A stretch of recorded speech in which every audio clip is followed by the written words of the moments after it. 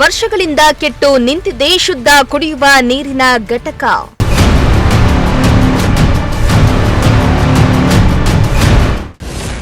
ಕುಡಿಯುವ ನೀರಿಗಾಗಿ ಪ್ರತಿನಿತ್ಯ ಸಾರ್ವಜನಿಕರ ಪರದಾಟ.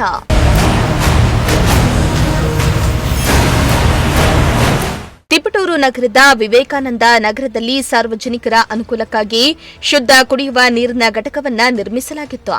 ಆದರೆ ಈ ಘಟಕ ಕಳೆದ 2 ವರ್ಷಗಳಿಂದ ಕೆಟ್ಟೋಗಿದ್ದು ನೂರಾರು ಕುಟುಂಬಗಳು ಕುಡಿಯುವ ನೀರಿಗಾಗಿ ಪರದಾಡುವ ಸ್ಥಿತಿ ನಿರ್ಮಾಣ ಆಗಿದೆ.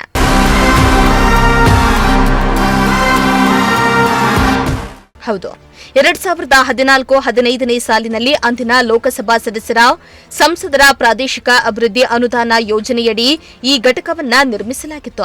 ಆದರೆ ಕಳೆದ 2 ವರ್ಷಗಳಿಂದ ತಾಂತ್ರಿಕ ದೋಷದಿಂದ ಈ ಘಟಕ ಸಂಪೂರ್ಣವಾಗಿ ಬಂದ್ ಆಗಿದೆ. ಇನ್ನು ಈ ಘಟಕವನ್ನ ದುರಸ್ತಿ ಮಾಡುವಂತೆ ಹಲವು ಬಾರಿ ನಗರಸಭೆ ಅಧಿಕಾರಿಗಳು ಹಾಗೂ ಜನಪ್ರತಿನಿಧಿಗಳಿಗೆ ಮನವಿಯನ್ನ ಸಲ್ಲಿಸಿದ್ರೂ ಯಾವುದೇ ಕ್ರಮ ಕೈಗೊಂಡಿಲ್ವಂತೆ. ಎಲೆಕ್ಷನ್ ಟೈಮ್ನಲ್ಲಿ ಮತ ಕೇಳಲು ಬರುವ ನಾಯಕರು ನಂತರ ಇತ್ತ ತಲೆ ಹಾಕಲ್ಲ.